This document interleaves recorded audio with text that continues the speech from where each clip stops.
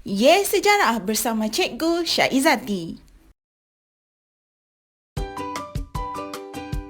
Assalamualaikum. Hai, hello, salam manis dan selamat sejahtera Cikgu ucapkan bagi semua anak murid Cikgu. Apa khabar kamu semua? Sehat? Cikgu harap kamu semua sihat-sihat belaka. Hari ini kita akan belajar mengenai peranan Tun Perak di bawah unit 10 Tun Perak Bendahara Terbilang. Sebelum kita meneroka dengan lebih lanjut berkaitan tajuk, cikgu ingin menerangkan terlebih dahulu apakah objektif pembelajaran kita pada hari ini. Ingat murid-murid, kita tidak boleh belajar tanpa mengetahui apakah objektif isi pelajaran yang akan kita pelajari. Oleh itu, yang pertama, objektif pembelajaran kita ialah menganalisis peranan Tun Perak sebagai Bendahara Melaka, dan yang kedua ialah menjelaskan nilai kepimpinan Tun Perak yang boleh dicontohi. Baiklah murid-murid, tahukah kamu bahawa tajuk pembelajaran kita pada hari ini adalah berkaitan dengan tajuk pelajaran yang lalu di mana kamu telah mempelajari tentang nama Tun Perak, nama ayah Tun Perak, adik-beradik serta jawatan beliau. Tetapi pada hari ini kita akan meneroka dengan lebih lanjut mengenai peranan dan senarai tugas beliau. Kesultanan Melayu Melaka mencapai kegemilangannya semasa Tun Perak menjadi bendahara. Di dalam tempoh tersebut, beliau memainkan beberapa peranan utama, iaitu Ketua Pembesar, Penasihat Sultan, Ketua Diplomat dan Panglima Tentera. Peranan Tun Perak yang pertama ialah sebagai Ketua Pembesar. Sebagai Ketua Pembesar, antara senarai tugas Tun Perak ialah menjalankan tugas Sultan apabila Sultan gering atau keluar negara. Yang kedua, Tun Perak juga menjalankan tugas-tugas pentadbiran atas arahan Sultan Melaka. Dan yang ketiga ialah memastikan pelaksanaan Undang-Undang Negeri Melaka dipatuhi. Peranan yang kedua, apa murid-murid? Ya, sebagai penasihat Sultan.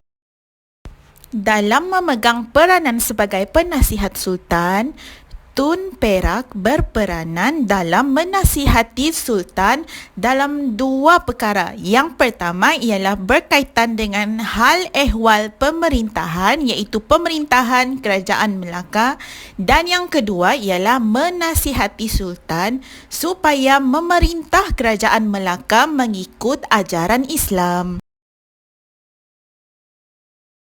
Seterusnya kita beralih kepada peranan yang ketiga, iaitu Ketua Diplomat.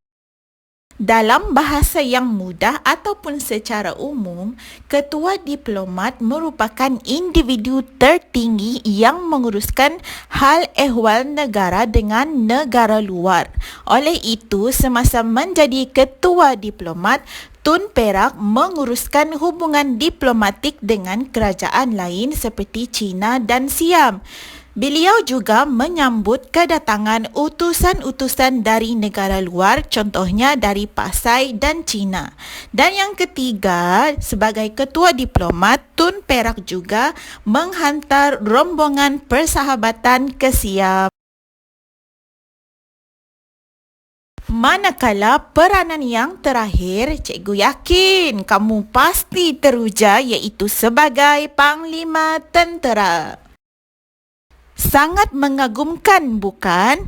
Oleh itu, antara senarai tugas Tun Perak semasa berperanan sebagai Panglima Tentera ialah membantu Sultan Mansur Shah meluaskan empayar Kesultanan Melayu Melaka. Yang kedua ialah berjaya mengalahkan Pahang yang ketika itu berada di bawah penguasaan Siam. Dan yang terakhir, sebagai Panglima Tentera, Tun Perak juga membantu Sultan Pasai yang menghadapi perang saudara. Wah, hebatnya Tun Perak. Berdasarkan paparan sebentar tadi, Terdapat 4 peranan utama Tun Perak. Yang pertama ialah sebagai ketua pembesar, yang kedua sebagai penasihat sultan, yang ketiga ialah sebagai ketua diplomat, dan yang terakhir apa murid-murid? Ya, sebagai panglima tentera. Tamatlah sudah penerangan cikgu. Namun, cikgu akan memberikan kamu beberapa soalan uji minda dan tugasan.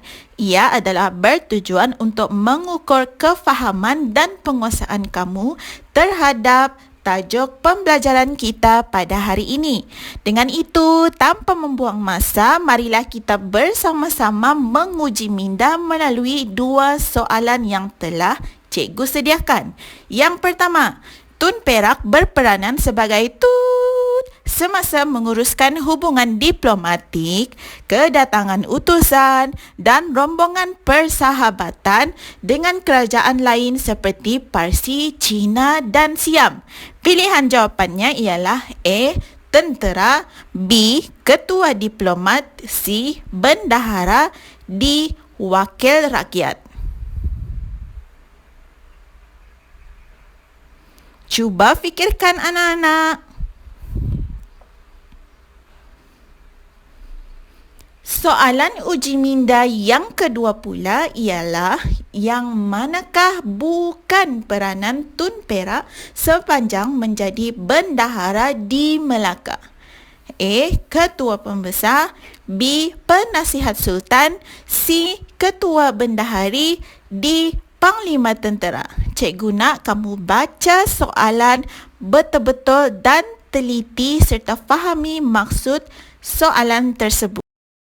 Akhir sekali, sebelum kita menamatkan sesi pengajaran dan pembelajaran pada hari ini, cikgu telah sediakan satu latihan kendiri bagi setiap anak murid cikgu untuk membuat latihan berkaitan dengan tajuk pembelajaran iaitu peranan Tun Perak.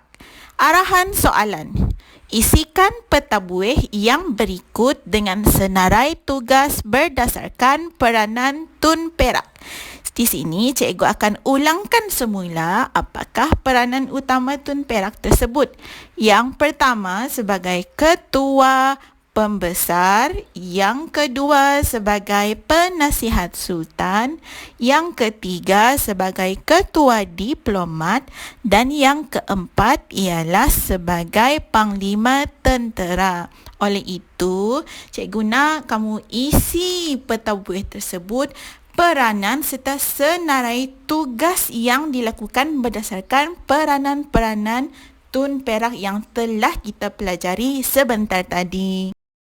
Sekian sahaja pembelajaran kita pada hari ini. Kita akan berjumpa lagi di hari yang akan datang.